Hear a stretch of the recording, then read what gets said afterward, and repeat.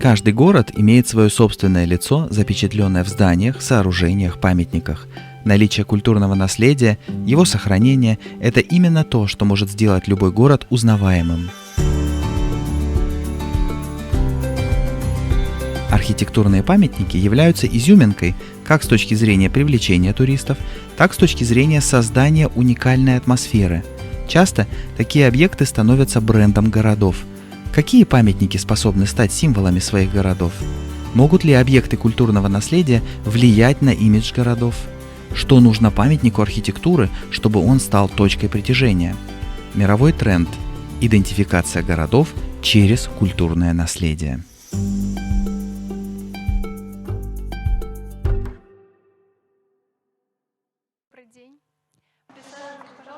Good day, dear guests. Please take your seats in about 10 seconds. We will begin our roundtable, which is called Identification of World Cities via Cultural Heritage. Today we'll have many various speakers, those who were invited from the Department of Cultural Heritage of Moscow. The speakers are connected from different countries, China, Sri Lanka, Turkey.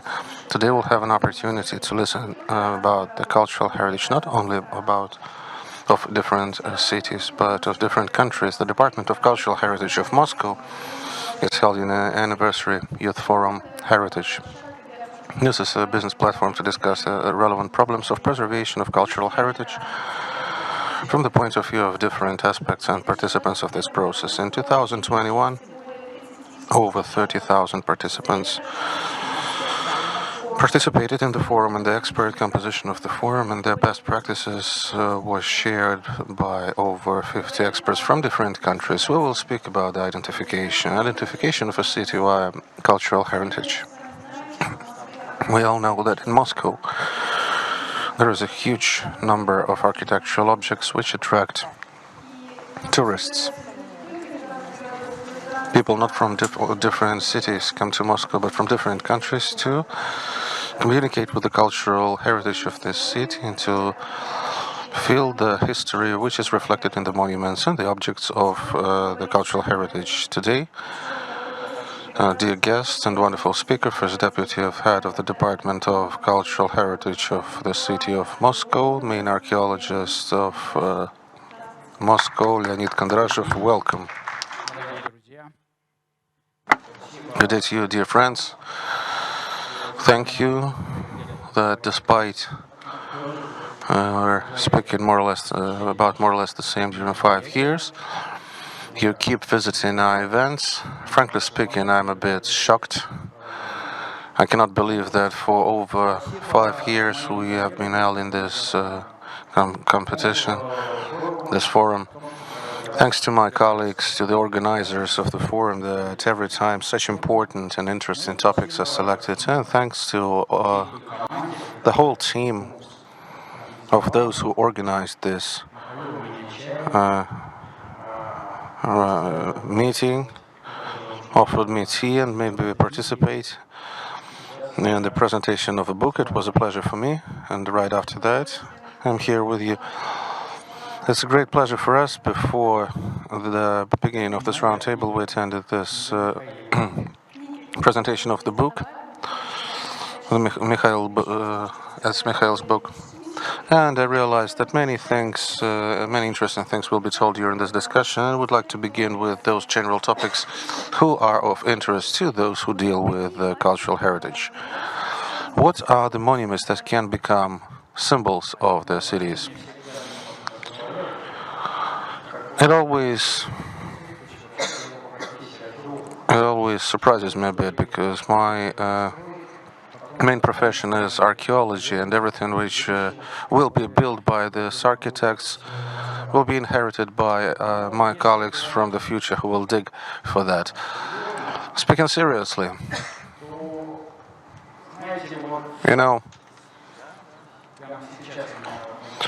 right now it just came an idea to my mind that probably not every generation lives in the tectonic shifts inter alia in the perception of the role of cultural heritage, the principles of its preservation. This is not only a Russian tendency, that's a general world tendency. That's an interesting one. Previously, it became more acute after the world wars. It was some sort of a dramatic event who made people reconsider some basics of their type of living, way of life. And from the beginning of the years 2000, there is a certain shift in the scientific thought, scientific understanding of the situation, which is a borderline for me. The Charter of the Council of Europe, which was adopted in Faro in 2005, which quite openly announced that a cultural heritage is a cultural resource. And as in the Paris recommendations of 2011, it was said that the cultural resources are the foundation for sustainable development of the society. If previously the main focus was made on aesthetics, on architecture, and the aspects like that, nowadays we are witnessing and facing the beginning of the discussion of the idea that those layer of public mentality, which we call the cultural heritage, is the foundation for development of such correct or perspective dimensions of the development of the society. And that means that it's even more important for us to preserve the cultural heritage. Yes, cultural heritage, as far as I understand, that's a layer of forming of values among all. By increase the historical significance, it helps us to remember every day about the historical memory about how the city was developing, or the city, where we grew up, or where we came as tourists, travelers. It's important to keep bringing this and carrying this memory among our people around us and those who come to this place. In Moscow, there is a big number of different historical objects which people come to see from cities and countries. It identifies the city by its image among other cities of Russia and the world. How Moscow is performing the implementation of this image, of this brand of the city, how it is correctly should be made, and how it is made in practice. Please tell me this story. Well, I have to say I don't quite like using the words which came from various languages, which were taken from different languages, and they seem to be originally Russian. Let's speak not about brand, but let's speak about the image of the city. Interesting thing is that if we take the 19th century, the beginning of the 20th century, undoubtedly there is business and administrative capital, St. Petersburg, and there is the heart of Moscow. It's part of the quote of Napoleon, who said that if I take St. Petersburg, I will hit Russia in the head, and if I take Moscow, I would strike Russia in the heart. And it was a very sustainable perception of Moscow as a profound historic Russia, the Rus, the way it was called previously, but from a historical point of view, it's not the oldest of the cities, by the way. Not the city which was preserved in the developed Middle Ages before the 17th century, and the 17th century is not quite well preserved. But this image still was in place. As experts, we understand that historic Moscow, the way that we try to express it, but that's the city of the guest houses, basically, in the 19th century. But this image, which is a nonsense, by the way, does not go out of the public vision. In Moscow, there are over 8,000 historical monuments. They're different, about 500 of them. About 500 are of archaeological heritage, which are not demonstrated, actually. There are 3 objects of world heritage, which are significant for the humanity as a whole, both from point of view of history and history as the Kremlin, Novodevichy Monastery, the Resurrection Church in Kolomensky. For many people, as far as I understand, the next speech will be from my colleague from China, but there is a certain controversial goals. The Pervomaysk village, which is now in Moscow, there is the building where the 6th session of the Chinese Communist Party was held, and for Chinese tourists it's important to see this object, to visit it, which is not that obvious for Russians. So I would like to express the idea that the city, for Muscovites, is our environment where we basically live. For some people, it's important to go to the world of, to the business area.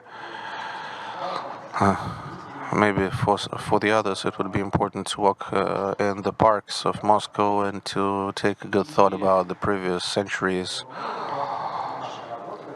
And we, as a department, as the government of Moscow, headed by the mayor, Mr. Sobyanin, we're trying via different instruments, like the active citizen and popularization of these instruments. That's what we're basically doing. We do popularizing it here, right now. We want to make this cultural heritage closer and more clear, and even if we doubt something and if we discuss something, it definitely helps the cultural heritage. Once more, let's go back to the topic. We as Muscovites, we have to understand what is the city to us and what is its cultural heritage. The second thing is tourism. It might seem that quite long ago, the preserver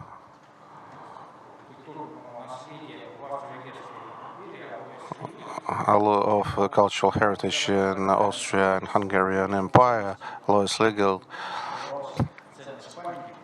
he expressed the value of novelty. And it might seem, what is the value of the novelty among the objects? Previously he was speaking about the value of the antiquity. The point is that the cultural heritage helps us to disclose, to discover some new aspects which are directly related to the history and connected to it, and which are included in today's life. We keep discovering some new moments for us day after day, and cultural heritage discloses something special to us which we did not know previously. That's cultural tourism, basically. Somebody is going to have for sunbathing next to the seashore, and somebody is trying to discover something new. And one of the principles of the art and preservation of cultural heritage is autopsy, as seeing something with your own eyes. So, volens nolens, we have to observe these monuments on our own somehow. I cannot say that some things are more important or less important than life, but Moscow is really a city with a huge potential which can offer not only the witnessing of not only the objects of the old thing, of the old life, but seeing something from the new perspective and seeing some new factors. Moscow is rather eclectic city. It absorbed various architectural styles. Each of them has their own features, and there are very few cities when you can see such a variety in one place, and you can take thoughts about the weird ways of development of architectural ideas. Walk along Tsaritsына Park. That's pseudo-Gothics, that's Romanticism, which is quite an unexpected thing to see in Russia in the 18th century and in the 19th century, which is more important because this location was developed by the efforts of Kremlin expedition in the 19th century. This romanticism influence on the architecture is important, and you can really feel it and see it. Yes, it's absolutely true. Walking around Moscow, we can see how this city shows this multipleness and variety. Being Tsaritsына, we can move to the Tsar epoch.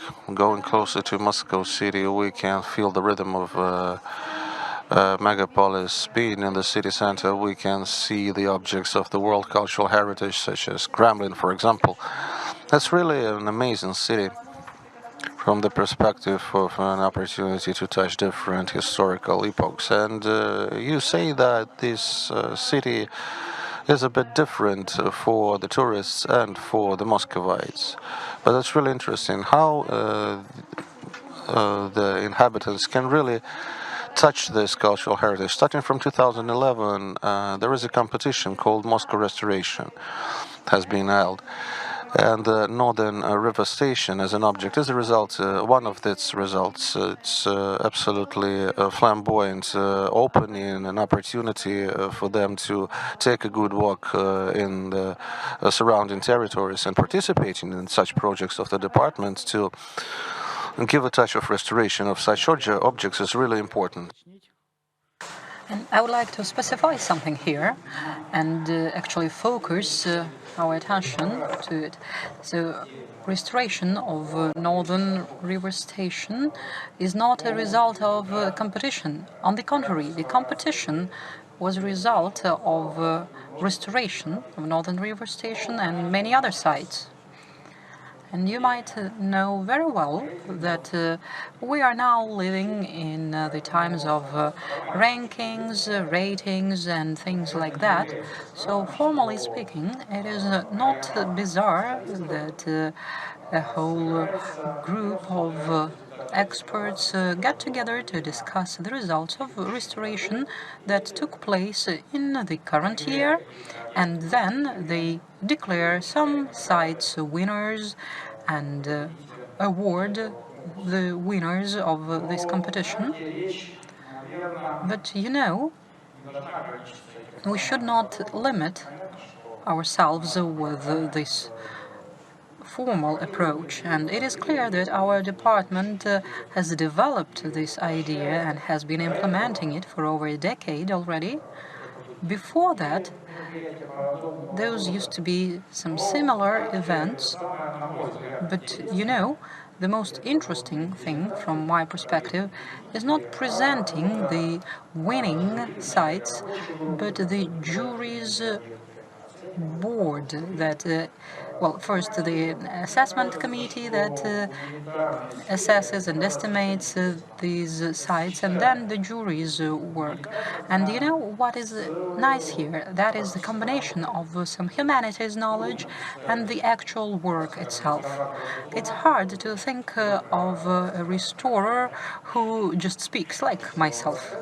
So I speak, I tell you everything, but happily, before I turned into a civil servant, I was an archaeologist practitioner. So I would say that we are not really inspired by the work of those restorers that do not think about the aims and targets of their work, the aims and targets of restoration. So therefore, practically speaking, it is really critical to evoke the professional community to discuss these issues. So a competition is not only about presenting these sites. Well, naturally it is clear and correct, and it's good that annually we emphasize these outstanding restoration sites, but that is also a reason for a serious, substantial discussion that takes place beyond the public eye, but still it is really important.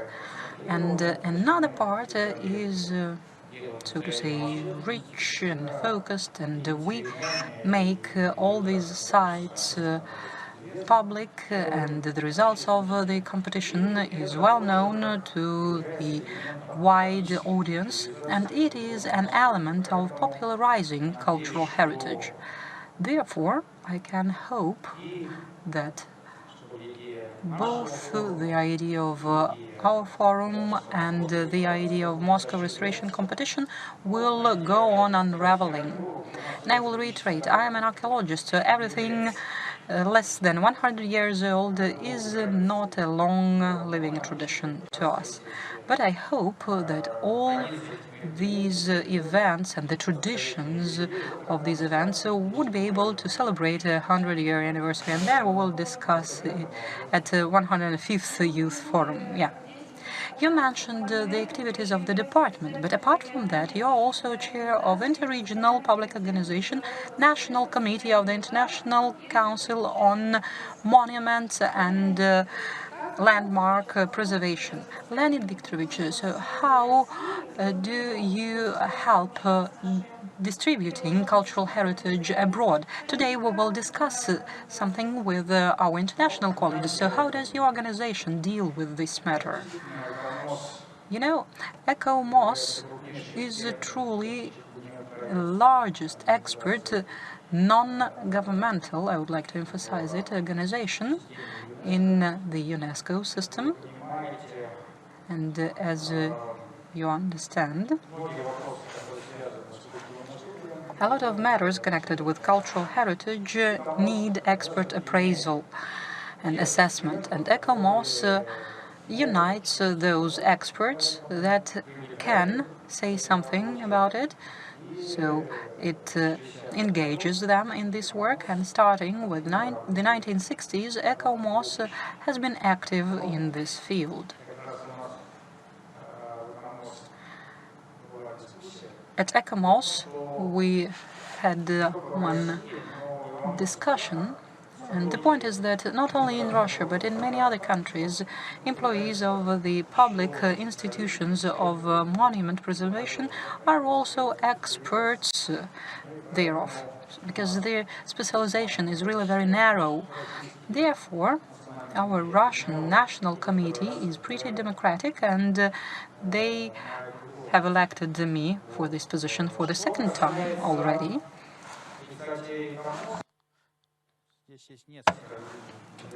And there are several lines of ECOMOS interacting with governmental, public organizations, and there is improvement of law, because ECOMOS is not only about Russian but international ideas as well, and reviews and assessments on the influence of cultural heritage, because all our cities and towns are living beings, and those that have World Heritage Site still go on building, and expert assessment on that is needed.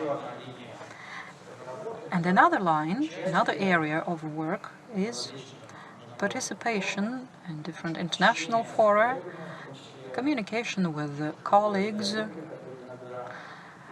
including communication at different dining events, which is not less important than the official work. And I have driven one example. We have a brilliant town of Gorokhovets.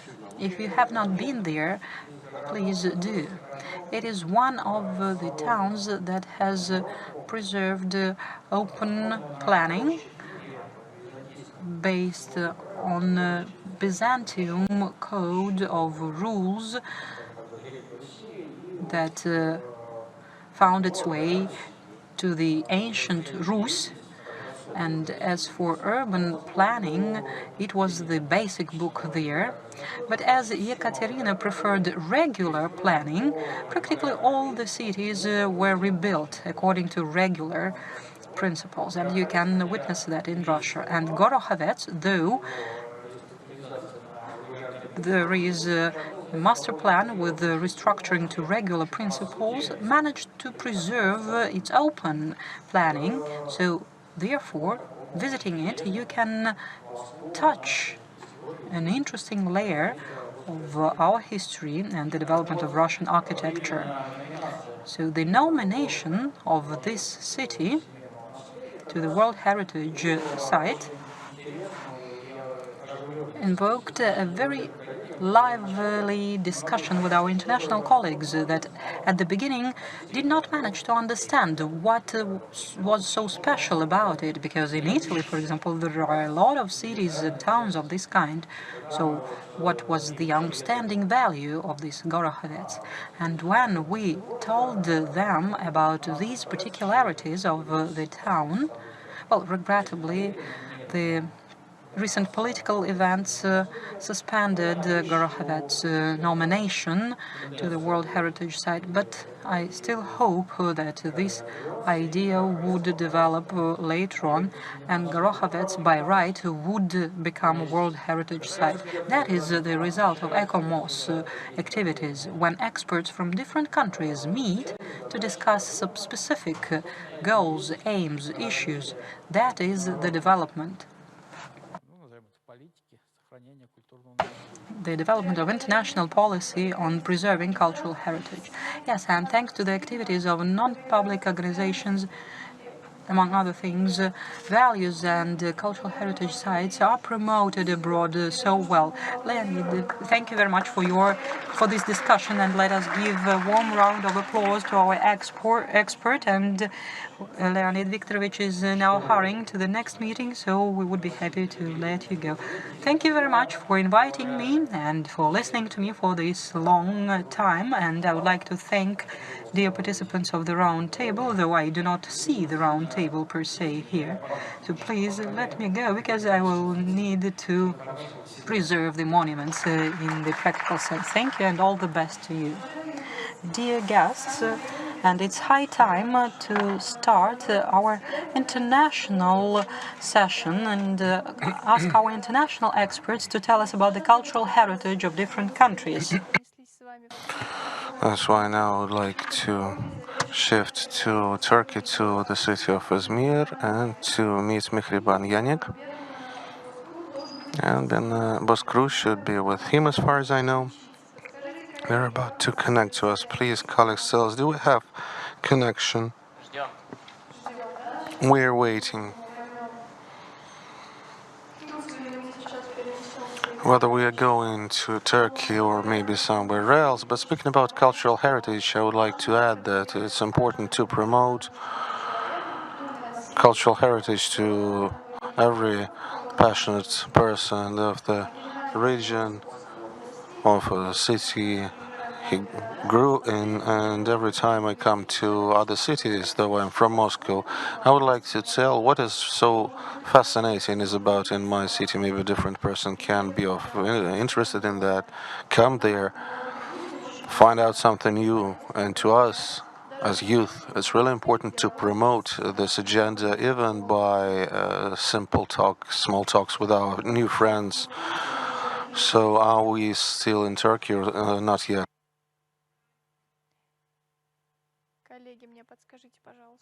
Colleagues, give me some information. Do we have any connection? Now, while we have some difficulties moving to Turkey, I would like to suggest you to a submersion to the Asian culture and to meet Han Bin-wei, professor of the University of Huazhou in China. She will tell about the cultural heritage of China and the value which it has for the inhabitants of the country, for the government, and how China manages to preserve this balance between cultural heritage and historic memory, and the functionality of the objects which are cultural heritage. So let us give the floor to our expert.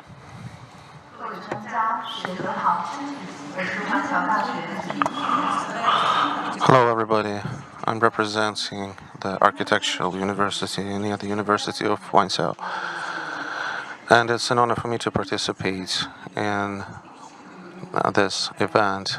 And I would like to tell you about the principles of preservation.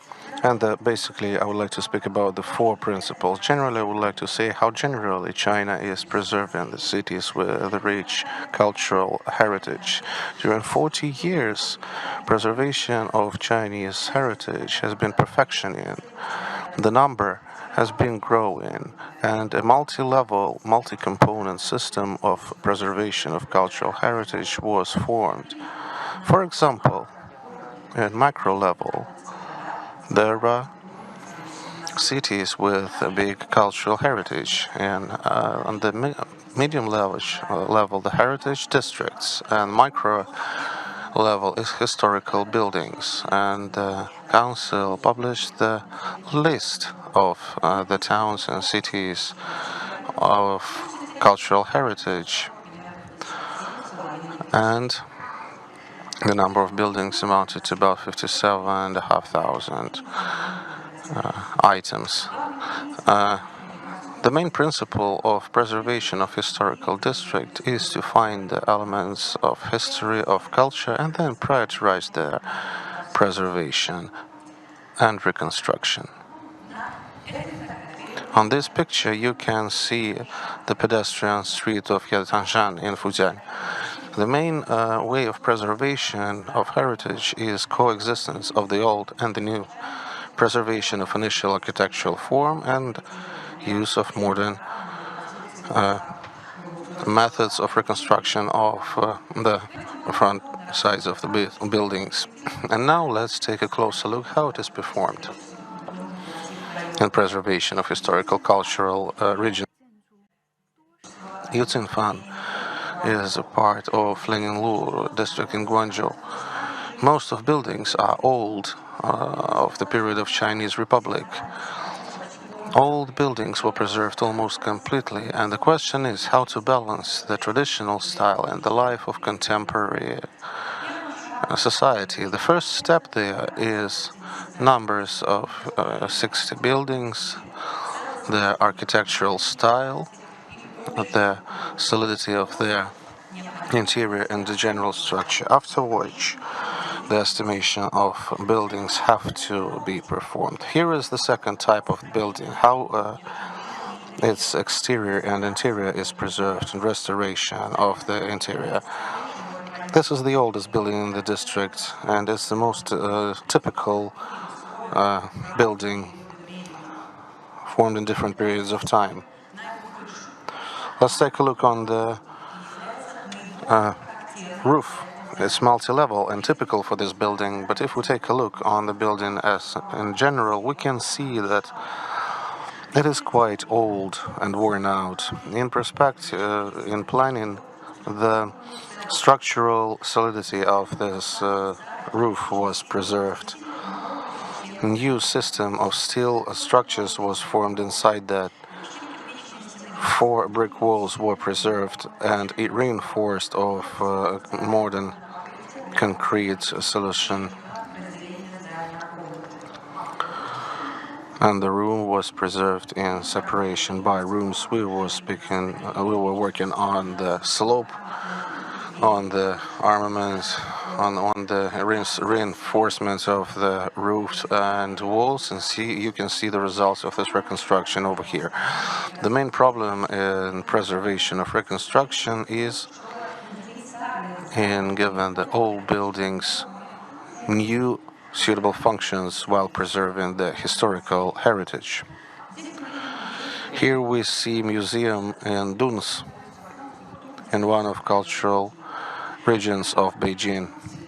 Apart from reconstruction, the yard of the house absorbed new functions and forms. The restored Duns Museum is a place where you can in practice see the history of new times, and citizens come there to find out how people lived in those days.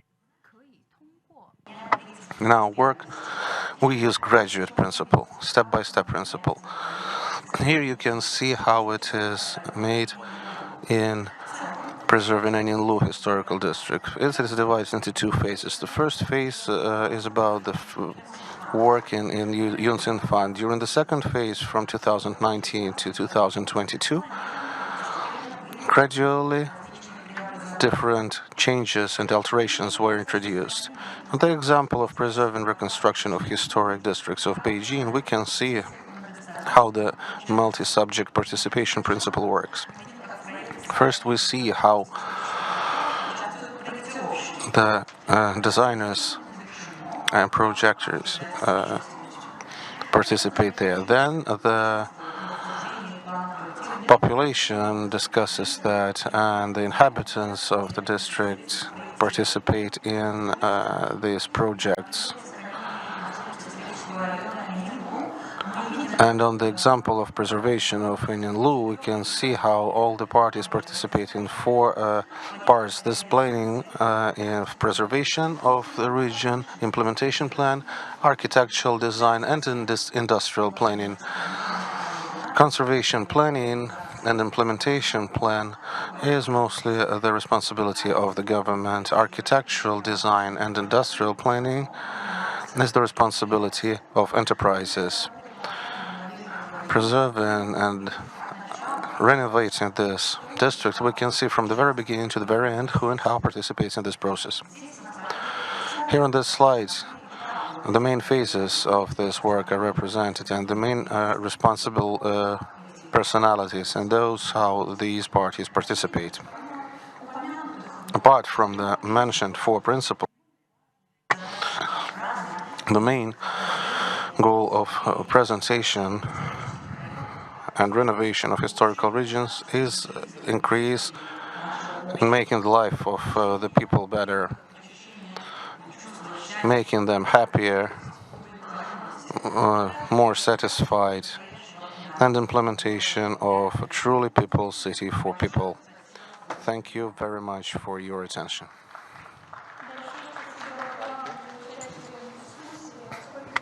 Thank you very much for your participation in the discussion, and you probably noticed what focus was made on coexistence of the old and the new. It's really relevant how to preserve those cultural memory, cultural heritage, and updating these historical buildings for them to be suitable to be used by people. China is quite a success in that, and our speaker managed to tell us about that.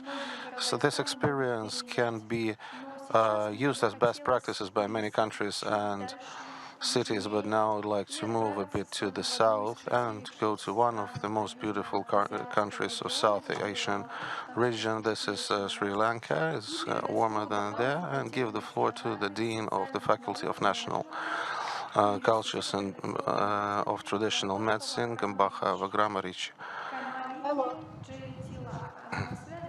Is she with us? Yes. Мы очень рады вас видеть. Вы нас слышите? Скажите. Can you hear us? Yeah, I can hear. Спасибо большое. Hello, my name is Berna Bozkurt. I'm from Turkey, Izmir Metropolitan Municipality Department of city and history and publicity. Izmir. Therefore, we have connected with Turkey. That is good. Hello. Hello. Izmir have various types of heritage which are archaeological, industrial, and cultural. These heritages date back 8,500 years, Roman, Byzantine, Seljuk, Ottoman, and Turkey periods. Our department works are restoration and conservation of these heritages. And I give a little presentation for these works. Okay.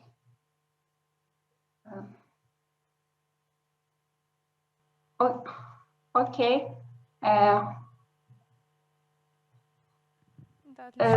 Now we can see your slides. Thank you very much. Okay, That's great. I can start.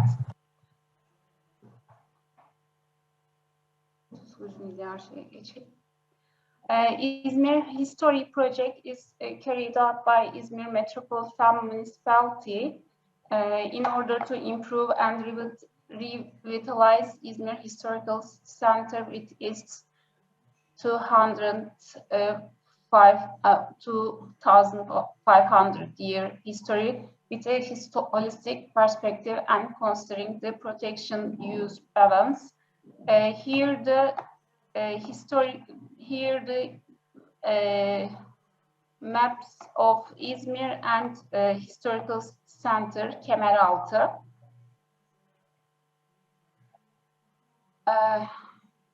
We conduct this project with a participatory process, local communities, local authorities, universities, and we create İzmir Tarih Strategy Report. Main objectives to improve the relation of citizens with the city history, to prevent and reverse the process of formation of the abandoned areas. These are buildings, İzmir Tarih Project Center, Ahmet Ağa mentioned. We restored also this building and we worked in this building. Restoration for adaptive use purposes with particular attention to the conservation of envelope and main architectural elements, structurally re-erect the building to complete destroyed parts and reinforce existing body to protect the cultural heritage values representing the 19th century urban Izmir housing characteristics. And before and after views, you can hear the ceiling roof also. In the other building of us, design atelier. Renewal of infrastructure system in Kemeraltı. Kemeraltı is the historical place in the center. Scope all communication, energy, stormwater, drinking water, sewage and lighting lines, pavement, urban furniture for phase and the street rehabilitation and Ahmet Ağa mentioned restoration is here. Kemeraltı lighting master plan, other works of this infrastructure works. From sodium steam or old lighting, so single center controllable motion sensor and other system LED lightings.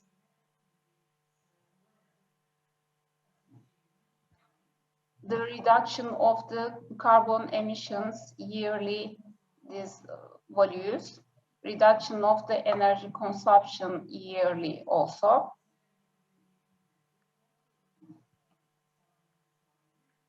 Restoration and reuse projects, these are we can see here, profession factory. The restoration of the 19th century floor factory completed and being used as a profession factory with many free vocational courses. The restoration of the 19th century gas factory also completed in 2008.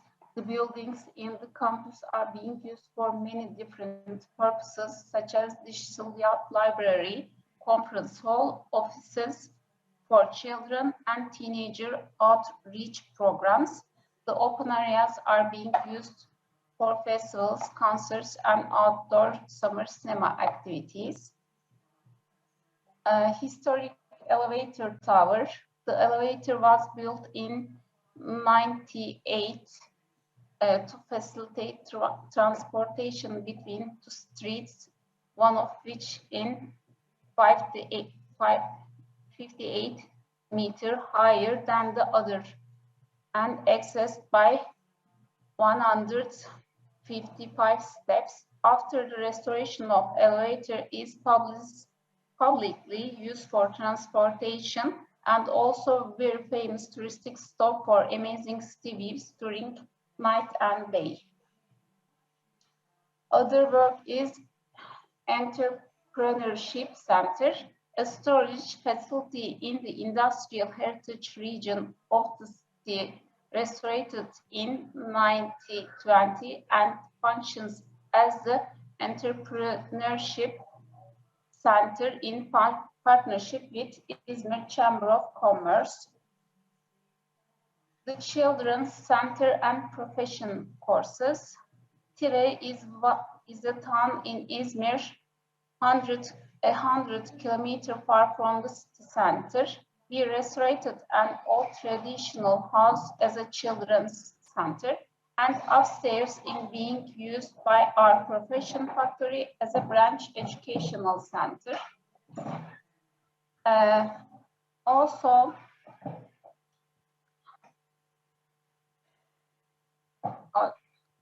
Благодарим вас за Thank you. Thank Would you you. like to say anything else?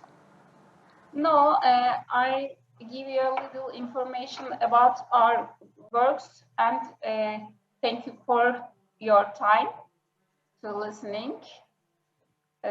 Thank you. большое спасибо. Thank you very much. I don't know whether you can hear a warm round of applause from our audience. Thank you very much. And it is really interesting how such things as factories can turn into public spaces for children and youth and become points of attraction for people. So this experience is really highly informative and interesting. Thank you very much for sharing it with us. And now I hope we can go to Sri Lanka. And I hope that we have our expert from Sri Lanka, Kamalika, connected to us. So hello. I would like to introduce our expert to you, dear audience, Kamalika J.T. Laka, Dean of the Faculty of National and Social Sciences and Management of the University of Traditional Medicine, Gampaha Himalalachi, Sri Lanka. And today, Kamalika is going to share with us what World Heritage sites they have in Sri Lanka and how administration can work with them. Good afternoon, everyone. I would like to share my presentation, but the screen is already, if the person from Turkey can remove the presentation, I can share my presentation and start. Okay. Now we will try to do it all, to arrange it all. So can you now share your screen? Yes, I just shared my screen. I hope all of you can see it. Please confirm whether you can see the screen so that I can start. Yes, we do see your screen. Thank you very much. Please, right. go on. Okay. First of all, thank you very much for inviting me to speak in this forum, and thank you for the lovely introduction. So I'm Dr. Kamalika Jayatilaka. I'm an academic representing the Gampaha Wickramaratchi University of Indigenous Medicine. My research interests span the cultural significance of tourism, so I'm not into preservation or conservation, but I'm more of a sociologist. I study the sociology of tourism. It's more about how heritage is interpreted and in turn represented. But today I will talk a little bit generally and very briefly about some of the cultural heritage identified with some of the Sri Lanka's geographical areas. So if I just say a little bit about what I will speak about, I'm not going to go into detail about what heritage is or how to conceptualize it, but I will just run through it very quickly. And then I will speak a little bit about Sri Lankan heritage. I'm sure if all of you have, some of you have visited Sri Lanka, it's very famous for its heritage. So I will just run briefly about the heritage in Sri Lanka. And then I will take an example of the city of Kandy, which is recognized as a World Heritage Site. And finally, I will also say a little bit about the tea heritage in Sri Lanka. So if I talk about heritage, it's actually I don't want to define it. I tend to do this because I'm an academic, but I try not to. Heritage is a very socio-cultural construct for me. And it's founded on the politics of those who have power or agency, and it's about who defines what heritage is. It's something, it's valuable from our past, and as a sociologist, I'm more interested in how we interpret heritage. What is heritage? What is past? And how do we preserve it? And how do we represent it to the rest of the world? So that we world make. So that is what I'm interested in. What do we value as past? What do we value as our past? And how do we talk about it as people of the country to the rest of the world, so that we represent ourselves to the rest of the world. So that is why I say things like heritage and conservation and tourism, they're all world-making agencies. So I will not go much into details about that. So if you look at the screen, you will see a lot of pictures of Sri Lanka. Sri Lanka is renowned for its heritage. So it's a country with a very vast and rich cultural diversity. The culture itself is unique and thereby contributes to the Sri Lankan identity. One of the main features of culture is its Indian and European influence.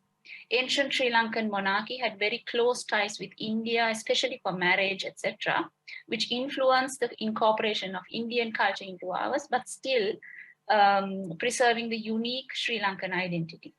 The European influence was a result of colonization from the Dutch, the Portuguese, and finally the British. The Sri Lankan culture includes a lot of customs and rituals which date to more than 2,000 years, which were handed down from generation to generation. The most prominent feature of the Sri Lankan culture is its colorful festivals, which is one of the main tourist attractions.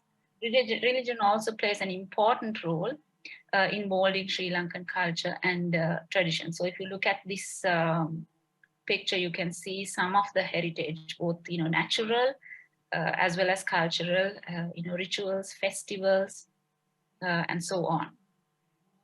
So let me now talk very briefly about the city of Kandy. If you look at these pictures, on your left-hand side, you see a very significant World Heritage Site, a temple of the tooth of Buddha.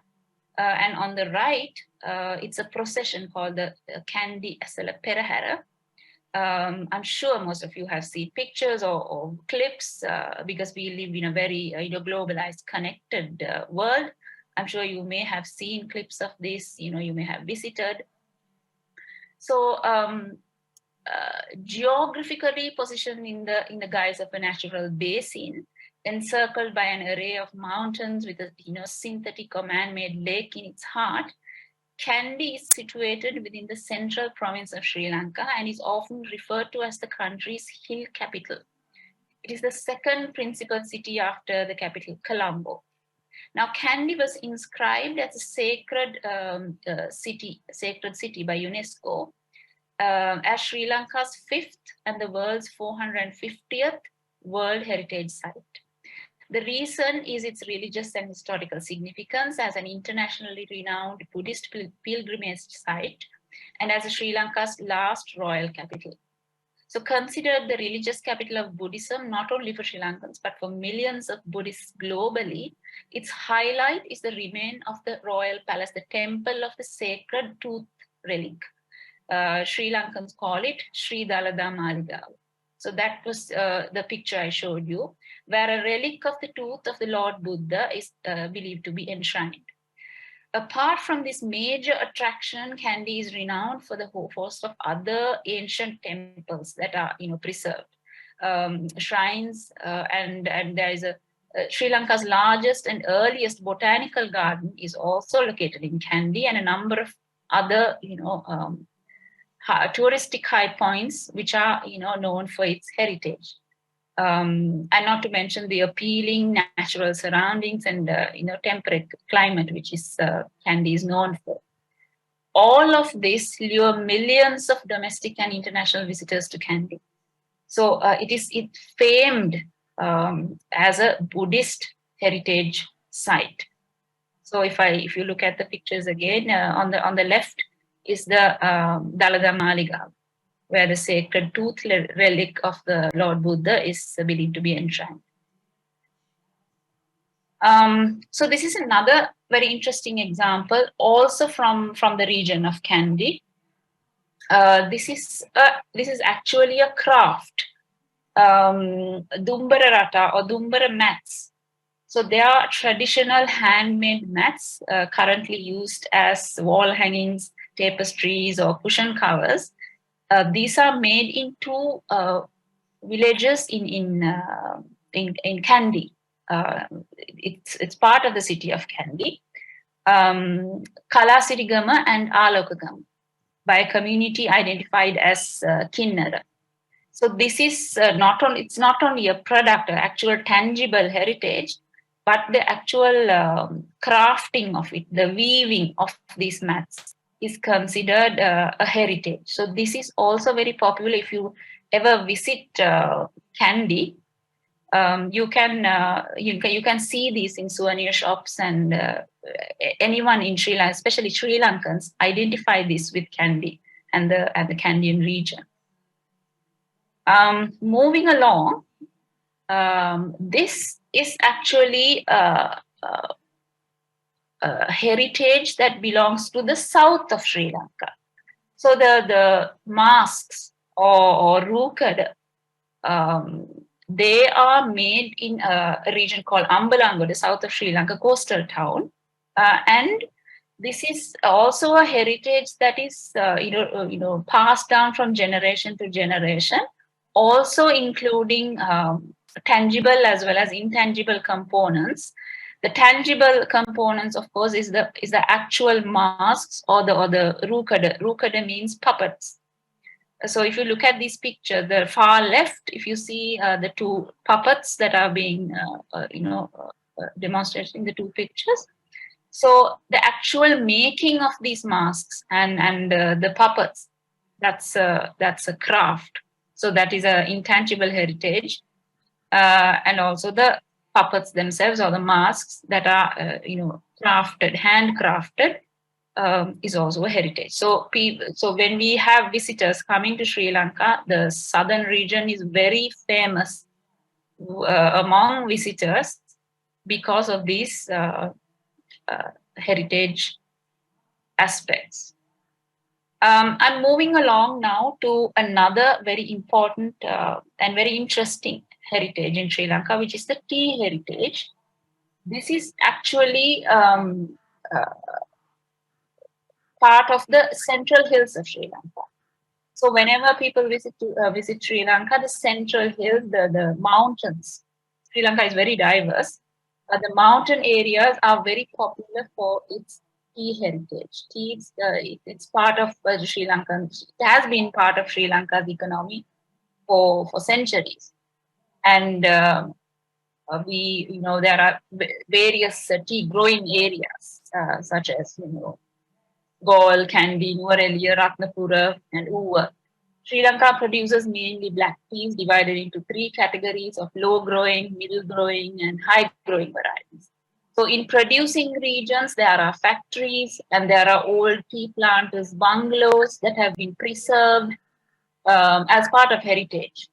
And it's very popular now with tourism, because a lot of people like to come visit these areas, tea heritage, and enjoy the growing regions, the landscape, as well as now if you look at this picture, you can see the tea plantations, how beautiful the landscapes are, which is not only natural but also cultural, because agriculture is involved because of plantations.